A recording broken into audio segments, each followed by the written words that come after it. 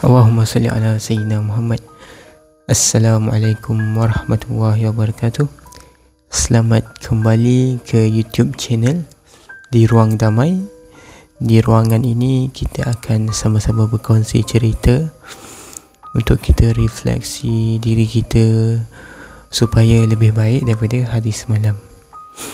So, jadi Alhamdulillah pagi ni pagi yang nyaman, yang tenteram dan tenang. Pagi Jumaat 2 Zulhijjah, yang mana kita pun dah masuk di bulan-bulan ataupun kita dah masuk di 10 hari pertama bulan di dalam bulan Zulhijjah. Macam yang kita semua tahu, 10 hari pertama ni dalam Nabi ada sabdaan, 10 hari pertama tak ada 10 hari yang paling baik dan paling disukai oleh Allah Subhanahu Wa Taala segala amalannya dalam 10 hari pertama Zulhijjah. Jadi jom kita sama-sama mengambil peluang ini untuk kita sama-sama tingkatkan amal ibadah, untuk sama-sama kita tambahkan kita punya value sebagai seorang Islam. Jadi insya-Allah hari ni kita nak belajar juga. Kita akan belajar dari kisah seorang Amir daripada Libya. So baru-baru ini ada pada beberapa hari lepas ada baca beberapa cerita lah mengenai seorang hamba Allah ini yang bernama Amir daripada Libya. Jadi macam yang kita tahu, bulan Zulhijjah ni di mana bulan kita akan melihat hamba-hamba Allah yang dipilih oleh Allah Subhanahu Wa Taala dipanggil untuk mengerjakan mengerjakan haji.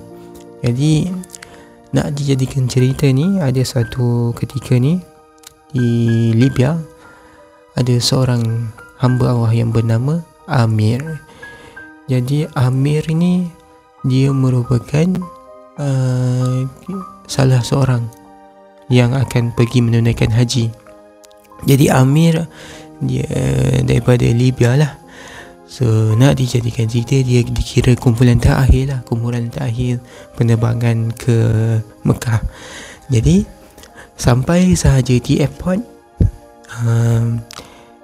pihak airport mendapati ada sedikit masalah lah mengenai pasport Amir, iaitu mengenai dia punya keselamatan. Dan officer yang bertugas tu kata, mungkin ini tahun ni bukan kamu punya peluang ataupun bukan kamu punya tarikh untuk pergi haji. Tapi Amir dengan tenang jawab, saya yakin Tuhan akan menjemput saya. Jadi nak dijadikan cerita, Amir pun terlepas penerbangan flight. Dan setelah beberapa saat dan beberapa minit kapal terbang itu berlepas, tiba-tiba kapal terbang yang berlepas tu mengalami technical issue, which is dia orang kena U-turn balik dekat airport tersebut. Dan itu adalah perkara pertama. Lepas dia turun airport, setelah itu dia Amir ada peluang lah untuk pergi, untuk masuk ke dalam airport. Tapi kapten ataupun kru penerbangan tu kata dia orang akan selesaikan isu teknikal tu, tapi dia orang tak nak buka pintu airport. Dan Amir terpaksa akur, dan seterusnya kapal terbang itu flight lagi.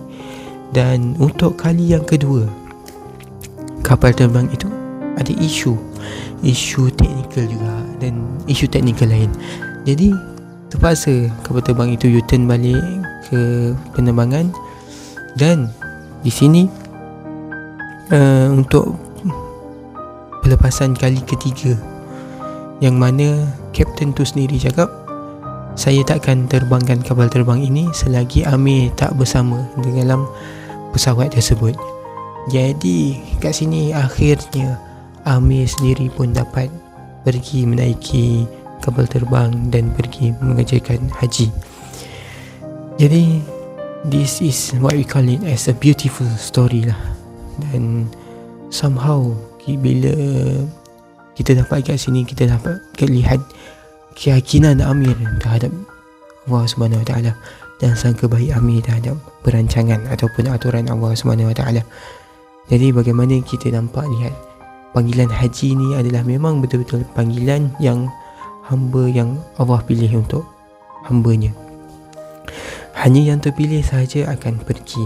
Tak kiralah walau apa pun halangan yang datang, pasti bila Allah dah pilih seseorang hamba itu untuk pergi haji, menunaikan haji, pasti akan ada jalannya. Jadi story ni sangat-sangat cantik untuk kita telusuri, untuk kita rasa yang betul, perancangan Allah itu sangat hebat. Jadi dalam peristiwa ni kita dapat lihat bagaimana Allah mengaturkan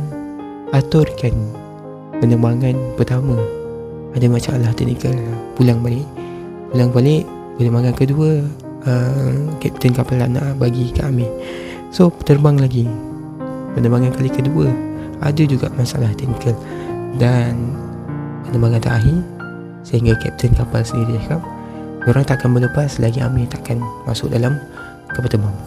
Jadi itulah, kita tak boleh nak macam sangka buruk tentang sesuatu perkara. Apa yang cerita Amir ni betul-betul memberi inspirasi kepada kita, dan supaya kita dapat sama-sama untuk menjadi seorang hamba yang sentiasa bersangka baik dengan Allah. Percayalah, walau apa pun dugaan yang kita akan lalui ataupun yang kita tengah lalui ni, pasti di hujung itu akan ada sinar, akan ada harapan, dan Allah akan ganti kesedihan yang sekarang dengan kegembiraan yang akan datang.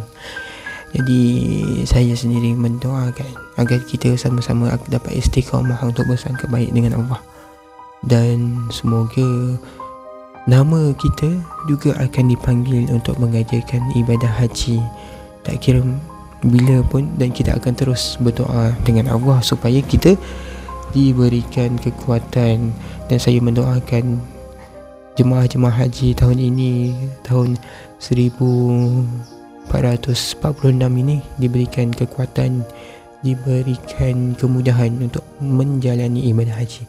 InsyaAllah, semoga kita bertemu di next episode. Sekian, terima kasih.